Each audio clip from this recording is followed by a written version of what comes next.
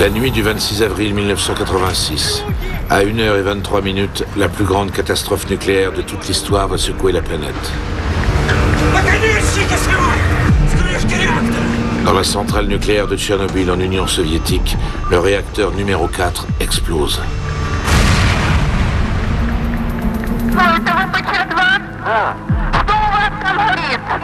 5 minutes après la catastrophe, les hommes de la centrale appellent les pompiers.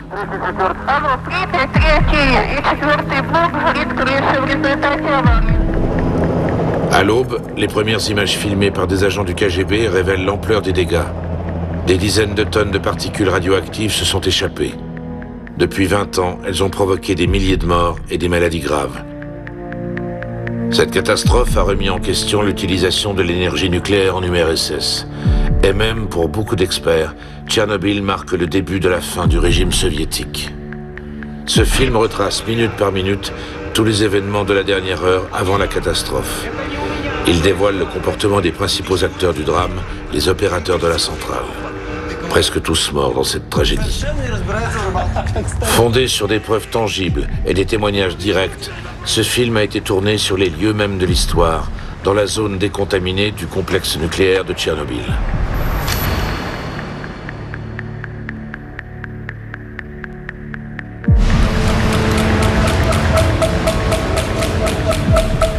Salle de commande du réacteur numéro 4.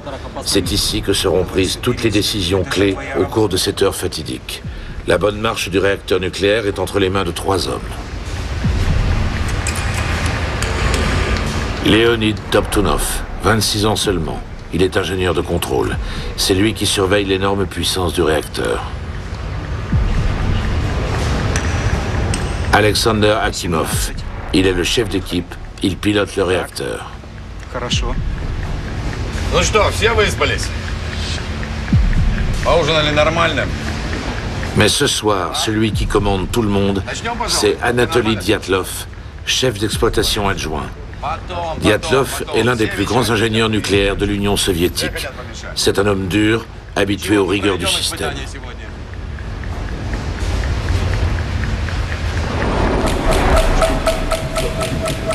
Dans cette histoire, il y a aussi la machine, le réacteur numéro 4. En service depuis 2 ans, autant dire tout neuf, c'est l'un des fleurons technologiques de l'URSS. Ce soir-là, les opérateurs de la salle de commande se préparent à lancer un test de sûreté. Мощность упала почти до 500 мегаватт. А что с Ларом? Я отключаю локальный автоматический регулятор мощности реактора. Mais Dyatlov et ses 2 principaux collaborateurs ne sont pas d'accord sur la puissance minimale à maintenir dans le réacteur pendant le test. Орден включился, но все равно мощность падает. Продолжайте. Что происходит? Вы же не должны опускаться ниже нормы 700 мегаватт. Это же небезопасно. Может, я ему скажу? Я ему сам скажу. Не надо мне ничего говорить. Я все знаю сам. Думать не твоя работа. Здесь я принимаю решение. Делай, что тебе говорят. Где ты набрал таких наглых карасей? Анатолий Степанович, мы и так уже опустились. 2 terribles secrets sont en fait à l'origine des événements de cette nuit tragique. D'abord, le réacteur souffre d'un grave problème de conception, mais les ingénieurs l'ignorent. Ce réacteur est très instable lorsqu'il fonctionne à faible puissance.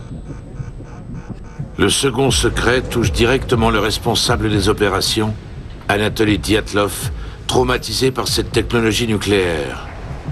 Dans les années 60, en Sibérie, Dyatlov travaillait à installer des réacteurs nucléaires sur des sous-marins. Un grave accident s'est produit. L'enquête a montré que ce sont les actions de Dyatlov qui l'ont entraîné, même s'il n'a pas commis de faute. Dyatlov a reçu une dose de radiation de 200 rem, 3 fois le maximum supportable dans toute une vie. Un peu plus tard, son fils mourra d'une leucémie, la maladie la plus fréquente chez les enfants irradiés. Après cette tragédie, Dyatlov se réfugie dans son travail avec acharnement et dureté. Minuit et 31. Entre Dyatlov et ses ingénieurs, le désaccord grandit au sujet de la puissance minimale du réacteur pour que le test soit sans danger. Анатолий Степанович, мы и так уже опустились ниже уровня безопасности в 700 мегаватт. Мощность падает очень быстро. Единственное, что здесь нестабильно, так это работа твоих некомпетентных людей. Officiellement, cette expérience a été ordonnée par les autorités gouvernementales pour simuler les conséquences d'une attaque, car l'héritage de la guerre froide est encore très présent dans l'esprit des soviétiques. Quelques années plus tôt, en Irak, l'armée israélienne a bombardé une centrale construite par les Russes. Les soviétiques veulent donc vérifier la stabilité de leur centrale en cas de coupure brutale du courant.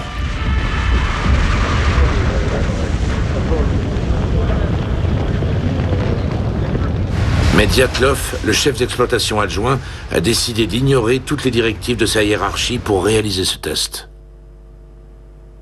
D'après le protocole officiel, la puissance du réacteur doit rester comprise entre 700 et 1000 MW au début de l'essai. Dyatlov veut commencer l'expérience à 200 MW pour économiser l'eau du circuit de refroidissement du réacteur. Il pense que les risques sont minimes. Malheureusement, Dyatlov ne considérait aucun des opérateurs présents ce soir-là comme son égal. Les autres ingénieurs n'avaient ni sa forte personnalité, ni ses qualifications, et ils ne tenaient aucun compte de leur opinion. Реакторы не ошибаются. Ошибаются люди. Давайте за работу.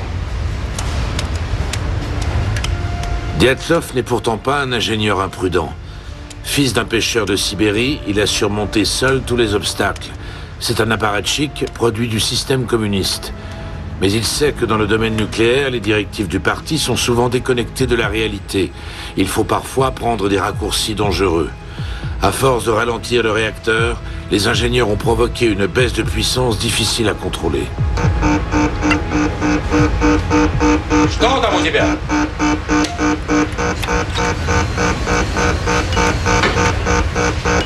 Ну, мощность быстро падает. Ты что натворил, идиот? Что ты наделал? Ты же мощность упустил! Это же руки из задницы растут! Да помоги ты ему! Успокойся, успокойся, не суетись.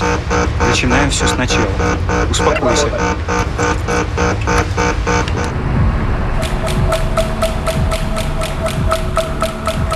À 2 km de Tchernobyl se trouve la ville dortoir de Pripyat. Tous ses habitants travaillent à la centrale. Bien qu'ils ne sachent pas encore, leur destin à tous dépend des événements qui se déroulent dans la salle de commande numéro 4. Parmi eux, Nikolai Fomin, le chef d'exploitation de Tchernobyl, dort profondément. C'est lui qui a ordonné à Dyatlov et à ses ingénieurs de faire le test, puis il est rentré chez lui. Quelques centaines de mètres plus loin, Natasha Yuvchenko s'occupe de son fils, Kirill, qui n'arrive pas à dormir. De sa fenêtre, elle peut voir les lumières de la centrale nucléaire où son mari, l'ingénieur Sacha Yuvchenko, travaille de nuit. Alors qu'il traverse la salle de la turbine, longue d'1 kilomètre, Sacha Yuvchenko ne pense pas à son travail, mais à sa journée de congé du 1er mai qui arrive. На Припять. На Припять у меня место там классное есть. Я на прошлый выходной вот такого сыма поймал. Метр 40. Не поверила.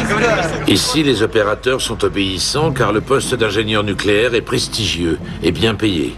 Ils habitent avec leur famille dans la ville de Pripyat, avec ses magasins bien remplis, son école moderne et son parc d'attractions flambant neuf. Personne ne voulait prendre le risque de se faire envoyer. Perdre son poste, c'était perdre son appartement à Pripyat et se faire muter sur une base perdue au fin fond de la Sibérie. C'est pour cette raison que les opérateurs n'ont pas protesté plus, même quand ils se sont rendus compte qu'ils prenaient des risques terribles. 0h36. Un nouvel incident vient perturber la concentration des opérateurs. La tension monte encore d'un cran. Уровень воды в барабан-сепараторах опасно низкий. Давай соберись, это твоя работа.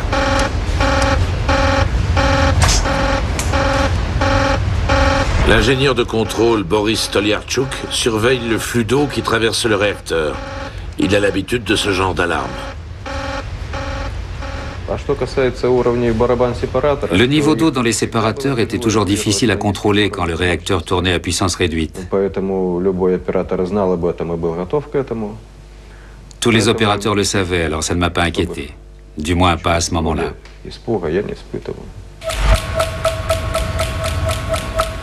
0h38. Le réacteur s'est complètement arrêté. Dyatlov prend alors une décision qui aura des conséquences dramatiques. Ты Ты же уронил реактор! Имбецил ты долбаный! Ну давай, давай, поднимай мощность! Выводи регулирующие стержни! Бегом! Практически смена вынуждена была. Pour faire remonter la puissance, les opérateurs ont dû lever toutes les barres de contrôle du réacteur. Потому что курок C'est un peu comme armer un fusil. Les barres de contrôle servent à accélérer ou à freiner la réaction nucléaire. Sous une dalle de 15 mètres d'épaisseur, le réacteur est alimenté par 1661 crayons de combustible, des tubes remplis de pastilles d'uranium qui s'enfoncent dans son enceinte. La fission des atomes d'uranium de ces tubes dégage une chaleur énorme qui transforme l'eau en vapeur. Cette vapeur entraîne une gigantesque turbine qui génère de l'électricité. Pour éviter tout emballement de la réaction, 211 barres de contrôle en boron sont disséminées dans le cœur du réacteur. Si on les remonte, la puissance augmente. Mais si on les enlève complètement, on perd toute possibilité de freiner la réaction. C'est pourtant ce que Dyatlov ordonne à ses hommes de faire. Имбецил ты долбаный! Ну поднимай мощность! Выводи регулирующие стержни! Бегом! Извините, Анатолий Степанович, но разве мы не должны остановить реактор? И так положено по инструкции. Это верно, Анатолий Степанович. Это абсолютно верно. Если мы извлечем регулирующие стержни, управлять реактором нам после этого становится почти невозможно. Как же испытания не проводить из-за таких кретинов, как вы? Испытание будет проведено сегодня! А тебе я скажу. Если ты не хочешь или не можешь выполнять приказания, я могу избавить тебя от этой необходимости. Ты меня понял? Да. Ригу, прими управление! Dyatlov a fait taire les protestations. Trégub et Akimov tentent de relancer le réacteur. Значит, 5 minutes plus tard, la puissance augmente à nouveau. Dyatlov est satisfait. Мне удалось поднять мощность реактора до 160 мегаватт. Ладно, передай управление Топтунову. Вперед. Ты не уходи, постой с ним рядом.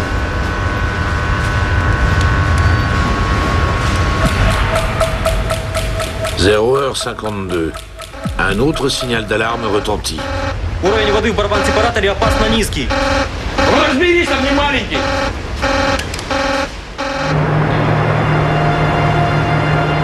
Ну так что, договорились? À part les ingénieurs de la salle de commande, aucun employé de la centrale ne se doute de ce qui se passe. Pour Sacha Yuvchenko et ses collègues, c'est une nuit de travail comme les autres. Nous n'avions reçu aucune information particulière. Nous pensions tous que le réacteur avait été fermé. Je croyais que l'essai avait déjà eu lieu sous la direction de l'équipe précédente.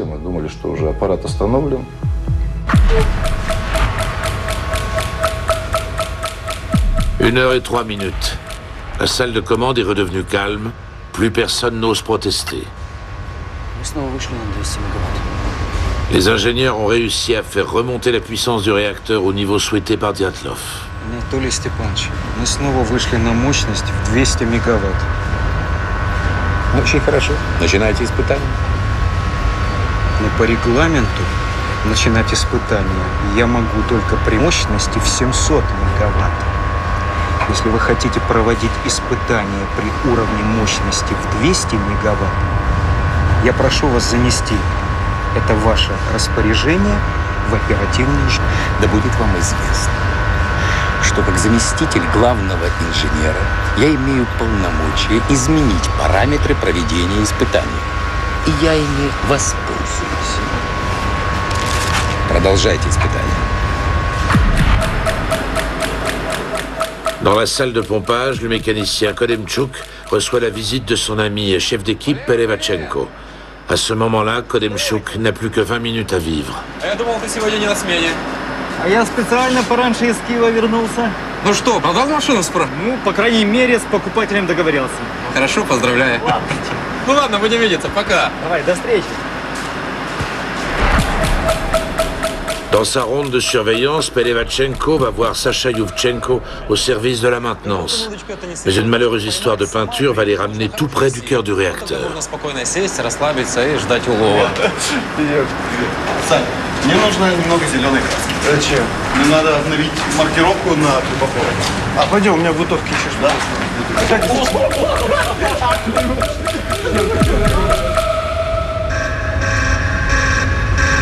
Dans la salle de commande, nouvelle alarme. Le niveau d'eau de refroidissement du réacteur est trop bas. Aucun des ingénieurs présents n'imagine qu'un accident grave est possible. Et pour le chef d'exploitation Fomin, endormi chez lui, c'est impensable. Fomin avait suivi des cours d'ingénierie nucléaire par correspondance, mais c'était loin d'être un expert. C'est surtout son statut de secrétaire du parti qui lui avait permis d'accéder à ses responsabilités. Contrairement à Dyatlov, qui connaissait les dangers de ce type de réacteur, Fomin, lui, croyait tout ce qu'il avait lu. Lorsqu'on lui parlait de sécurité, il répondait « On a autant de risques d'assister à un accident nucléaire que de recevoir une météorite sur le crâne ». Même le grand spécialiste en sûreté nucléaire à Tchernobyl, Alexander Akimov, avait estimé dans un rapport officiel que les risques d'accident à la centrale n'étaient que de 1 sur 10 millions par an. En fait, Akimov et ses collègues ne connaissent pas le réacteur aussi bien qu'ils le pensent. Ils sont victimes de plusieurs années de négligence et de propagande. Рабочими буднями стала для нас и одна из республиканских целевых программ «Энергокомплекс». Depuis les années 60, le développement de l'énergie nucléaire constitue l'une des priorités du régime communiste. Rien ni personne ne peut freiner cet élan, pas même le KGB. Ces documents secrets montrent qu'entre 79 et 86, les autorités ont été averties plusieurs fois des graves défauts de conception de Tchernobyl. À chaque fois, elles ont ignoré les alertes. Le directeur du site, Viktor Bukhanov, et son conseil d'administration ont accéléré la mise en service du réacteur numéro 4. Ils voulaient être sûrs qu'eux-mêmes et les responsables locaux du parti toucheraient leur prime d'efficacité. La sécurité a donc été reléguée au second plan. Bukhanov, le directeur, avait beaucoup de mal à faire respecter les délais de construction de ces réacteurs. Par exemple, le toit des installations devait être construit en matériaux ignifugés. Mais comme il n'y en avait pas lorsque le toit a été bâti, il a utilisé des matériaux combustibles. En Union soviétique, les accidents industriels étaient fréquents mais toujours dissimulés. Le test de ce 26 avril aurait normalement dû être effectué avant la mise en service du réacteur.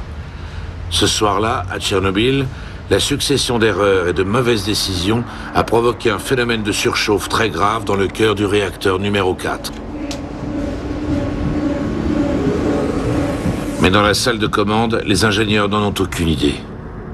Les quelques barres de contrôle de boron encore présentes dans le réacteur ne sont que partiellement descendues dans le cœur. Il se crée donc un point chaud au fond de la cuve, hors de portée des détecteurs. Le réacteur est devenu une véritable bombe à retardement. Malgré les protestations de ses ingénieurs, Anatoly Dyatlov est décidé à réaliser l'essai prévu. Car si ce test réussit, Dyatlov espère monter en grade. 1h17, Dyatlov est confiant. На 200 мегаваттах расход воды небольшой. Мы сможем повторить испытания, если что. Но до сих пор таких испытаний не проводили.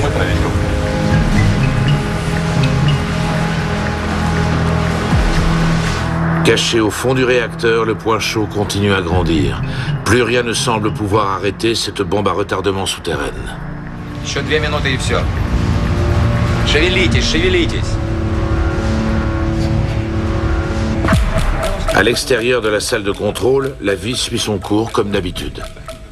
Понимаешь, что Фомин делает на атомной электростанции?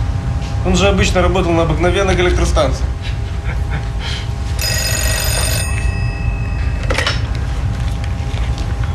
Да. Брось сигарету. Жена звонит. Да? Да, хорошо, сейчас буду. Держи. Вернусь, докурю. Дятла вызывай срочно. Смотри, чтоб дятел не закрыт. А он таки заклюет. Pour se rendre en salle de contrôle, Pelevachenko va devoir passer devant le réacteur. Ну, ежели, наконец, все готовы, может, мы начнем испытание?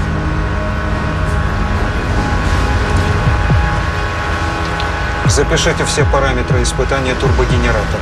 Мы начинаем. Le test consiste à couper l'alimentation de la gigantesque turbine pour la laisser tourner grâce à son propre élan. Des générateurs de secours doivent prendre le relais, mais seulement après 40 secondes de coupure. Les ingénieurs cherchent à savoir si la turbine tournant au ralenti pourra continuer à faire fonctionner les pompes à eau pendant ces 40 secondes, jusqu'à ce que les générateurs se déclenchent. Sans ces pompes, le réacteur surchaufferait comme une énorme bouilloire dont toute l'eau se serait évaporée. Mais pour Dyatlov, qui ne sait toujours rien du point chaud qui s'étend dans le réacteur, ce risque est purement théorique.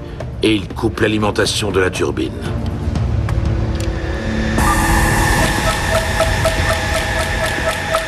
Une terrible cascade d'événements va se produire au cours de la minute qui suit. À mesure que la turbine ralentit, les pompes envoient de moins en moins d'eau vers le cœur du réacteur. La quantité de vapeur augmente et la réserve d'eau diminue de plus en plus.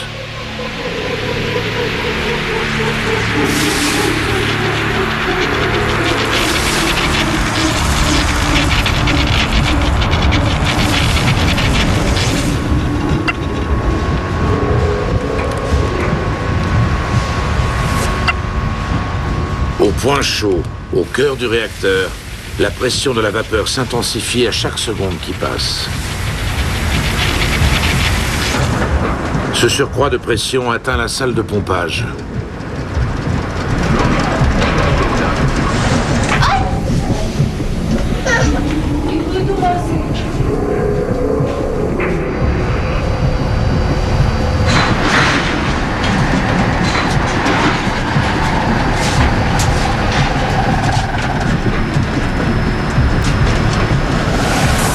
Quand Pelevachenko entre dans l'immense salle du réacteur, juste au-dessus du couvercle de protection, il est témoin d'un phénomène encore jamais vu. La pression de la vapeur est telle qu'elle soulève les extrémités des barres de combustible qui pèsent pourtant chacune 350 kilos.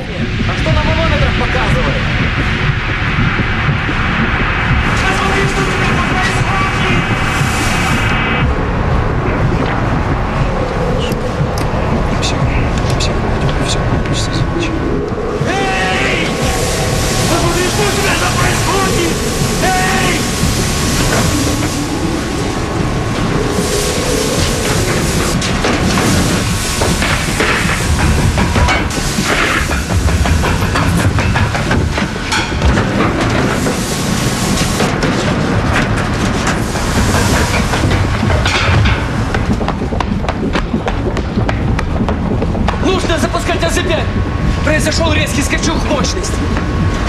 Я включаю систему аварийного снижения мощности.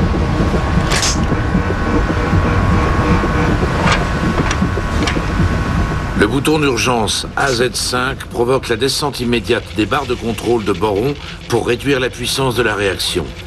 Mais cela aura en fait une conséquence imprévue et dramatique.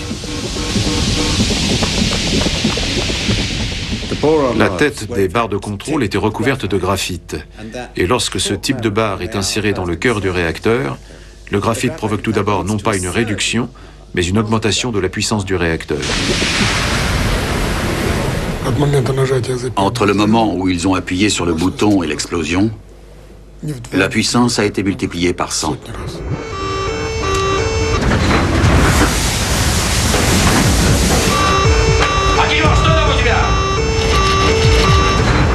Реактивность удваивается каждую секунду. Это невозможно. Уровень мощности превысил 530 мегаватт.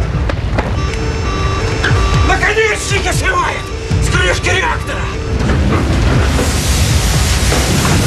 Ребята! Ребята! Люди! Котик дома. Котик. Чудесно.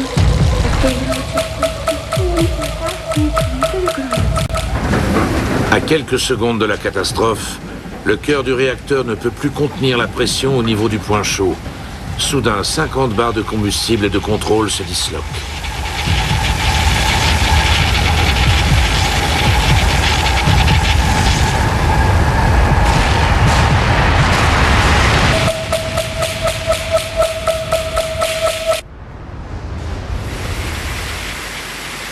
La réaction s'emballe, elle transforme l'ensemble du réacteur en une énorme cocotte-minute infernale, et c'est le désastre.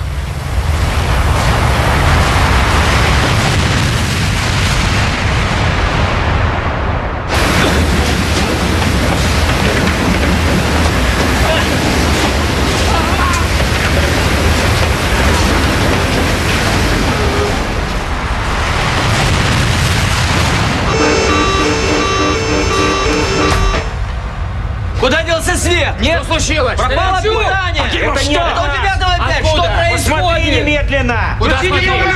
Сбегай к Столярчуку! Куда энергия девалась? Что случилось? Никто не знает. Почему света? Скорее, скорее, скорее, посмотрите все. Посмотрите на пульт. Что показывают датчики?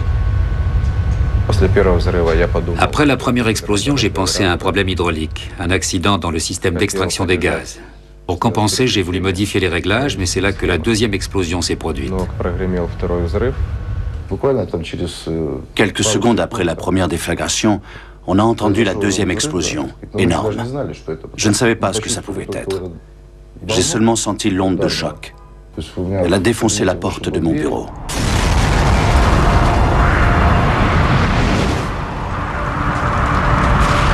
La chape de protection de 2000 tonnes se soulève. Le cœur du réacteur se transforme en un gigantesque brasier incontrôlable. Des dizaines de tonnes de combustible nucléaire se répandent dans l'atmosphère, 100 fois plus qu'à Hiroshima. 700 tonnes de graphite radioactif sont projetées tout autour de la centrale.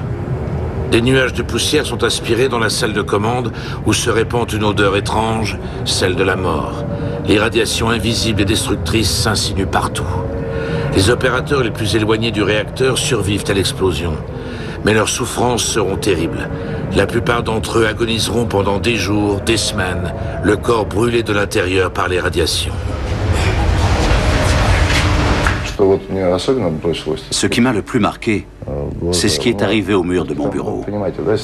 Il était en béton renforcé et mesurait 1 mètre d'épaisseur. J'ai vu l'angle de mon mur se gondoler, comme du caoutchouc, comme ça.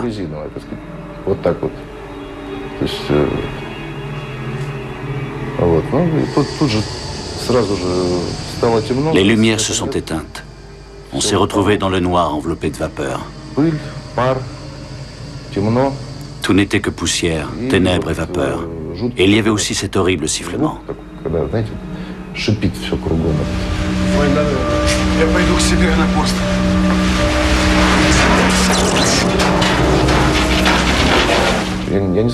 J'ai cru qu'il y avait eu un tremblement de terre ou que c'était la guerre.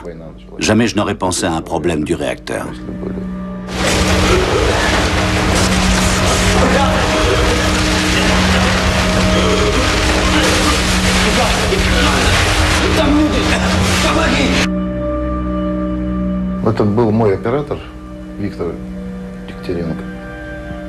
C'était l'un de mes techniciens, Viktor Doktorenko.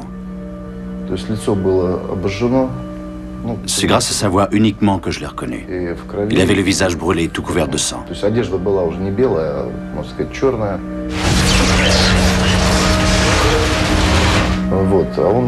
Victor était encore en état de choc. Et il m'a dit qu'avant l'explosion, il se trouvait près des pompes avec Rusenovsky, le second technicien. Il m'a demandé d'aller le chercher.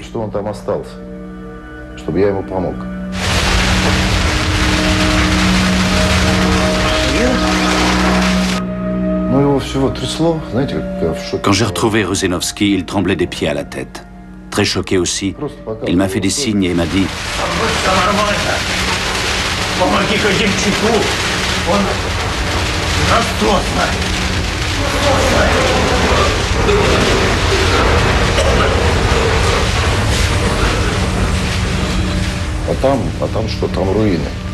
mais en entrant, je n'ai vu que des ruines. Si Kodemchuk était dans la salle, il était enseveli sous les décombres. Les rescapés appellent les pompiers. Compte tenu de la catastrophe, leurs gestes semblent dérisoires. Voici l'enregistrement de leur conversation.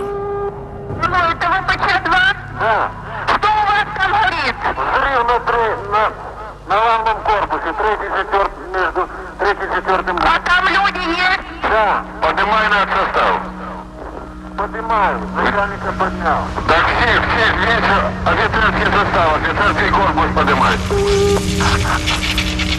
Леонид Алексеевич, алло, прибыль, 3 и 4-й блок горит крыша в результате аварии взрыва. Ой, его, давай. À 3 heures du matin, j'ai été pris de vomissements violents. C'était les premiers signes de l'irradiation. À 6 heures, je ne pouvais même plus marcher jusqu'au poste de secours. On m'a porté et une ambulance m'a emmené à l'hôpital.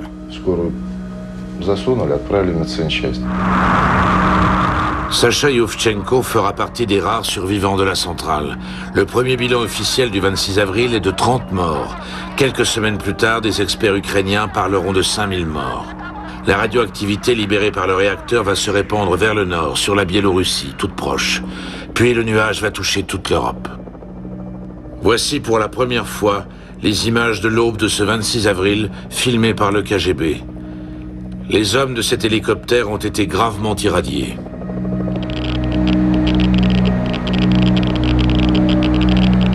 Les habitants de la ville de Pripyat, eux, n'ont été officiellement avertis de la catastrophe que le lendemain.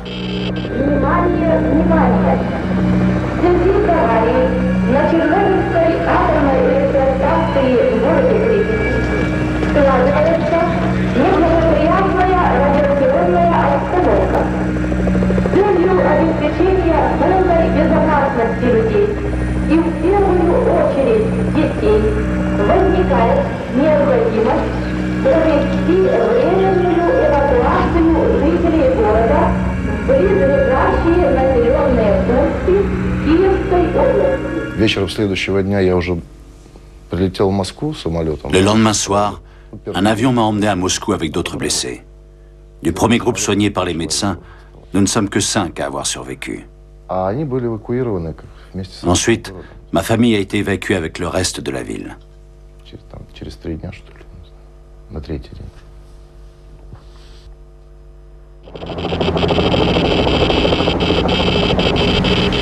Il a fallu une semaine pour évacuer les 135 000 habitants de Pripyat et de sa région. Les radiations étaient si intenses qu'elles ont brûlé la pellicule de ce film.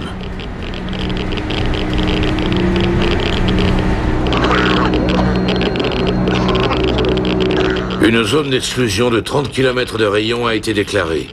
Elle est restée figée dans le temps.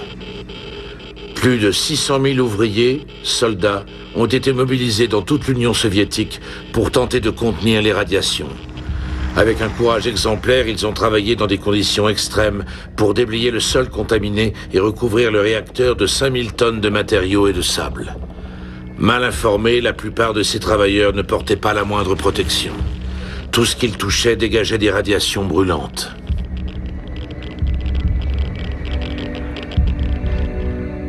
Pendant ce temps, le nuage toxique a traversé les frontières et touché presque tout l'hémisphère nord.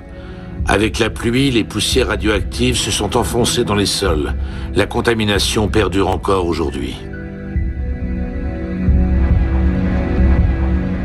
Dans l'Union soviétique qui commençait à s'ouvrir avec le président Mikhail Gorbatchev, les conséquences politiques de la catastrophe allaient être énormes.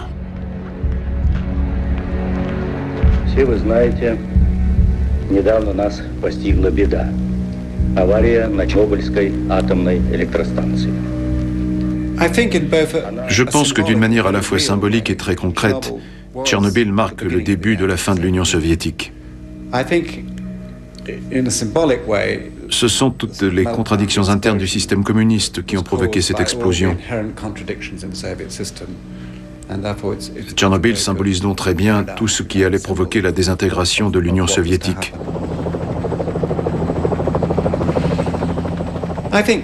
Nous devons nous souvenir de cet accident comme d'un exemple de l'orgueil des hommes qui pensent que leur science peut tout résoudre.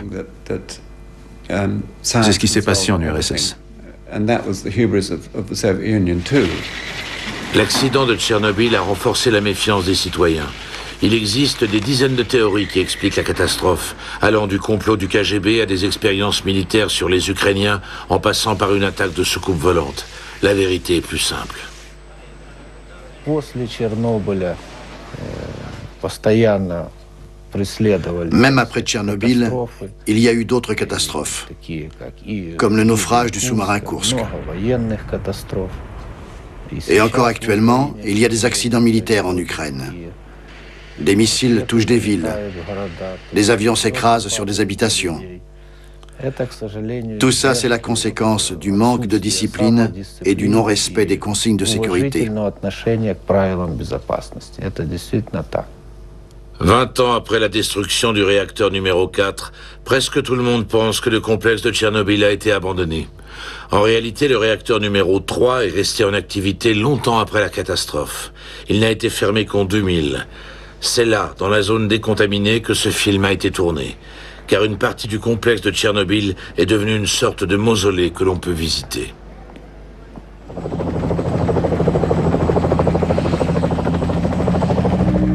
Aujourd'hui, on estime que Tchernobyl a provoqué de 4 000 à 15 000 morts selon les experts, et plus de 70 000 invalides. Les plus touchés ont été les hommes envoyés pour décontaminer la zone. Dans ce dossier délicat du nucléaire, les batailles de chiffres se poursuivent. Chez les enfants, on constate une grave augmentation des cancers de la thyroïde et des malformations à la naissance. Valéry Kodemchuk, le mécanicien, a disparu dans l'explosion qui a détruit la salle de pompage. Valéry Pelevachenko est mort 6 semaines plus tard, brûlé par les radiations reçues alors qu'il cherchait le corps de son ami Kodemchuk. Alexander Akimov a succombé 15 jours après l'explosion, irradié lui aussi. Tant qu'il a pu parler, il a répété « J'ai fait tout ce qu'il fallait, je ne comprends pas pourquoi c'est arrivé ». Leonid Toptunov est mort 18 jours après la catastrophe. Lui aussi a clamé son innocence jusqu'au bout, ajoutant qu'il avait fait le maximum. Le responsable d'exploitation de Tchernobyl, Nikolai Fomin, a été condamné à 10 ans de travaux forcés, mais il a été libéré peu après pour dépression nerveuse. Il semble qu'il souffre toujours de troubles mentaux. Sacha Yovchenko a miraculeusement survécu, de même que sa femme Natasha et leur fils Kirill. Mais les stigmates de cette nuit persistent dans sa mémoire autant que dans son corps. La première année, j'ai été opéré 15 fois pour des greffes de peau. Au début, les brûlures n'étaient pas visibles. Elles ne sont apparues qu'après mon arrivée à l'hôpital de Moscou.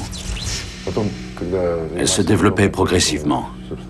Lorsque j'étais en soins intensifs, ma peau est devenue toute noire. Quand les médecins soulevaient mes draps, ma peau se détachait comme du papier carbone. Maintenant, je dois prendre certaines précautions. Par exemple, je peux conduire ma voiture, mais pas la réparer. Je ne dois pas toucher d'essence ni d'huile.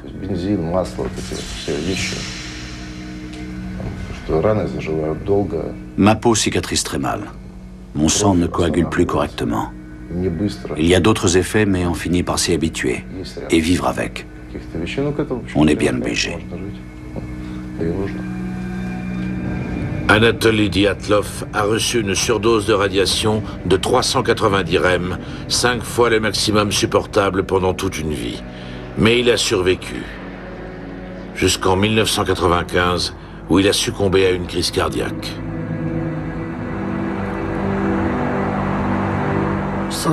Bien évidemment, aucun des opérateurs de la centrale n'avait de pulsion criminelle ni suicidaire. Personne n'aurait volontairement irradié sa famille, lui-même ou ses amis. Mais les ingénieurs de la salle de commande n'ont pas évalué les risques objectivement. Ils n'ont pas annulé l'essai et ils ont provoqué la mort de nombreux innocents, la destruction de la centrale et toutes les conséquences que l'on connaît aujourd'hui. Mais je suis persuadé que Dyatlov n'a jamais voulu cela. Dyatlov a purgé 4 des 10 années de prison auxquelles il avait été condamné. Lors d'une interview accordée peu de temps avant sa mort, il a déclaré « Il y a eu un combat entre le réacteur et moi, mais un seul de nous deux est coupable. »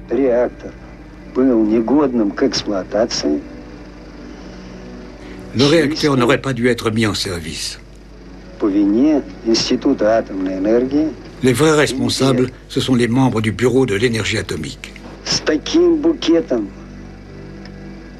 Nous n'avions jamais les documents nécessaires quand nous en avions besoin. Tout cela a rendu la catastrophe inévitable. Le réacteur était condamné à exploser.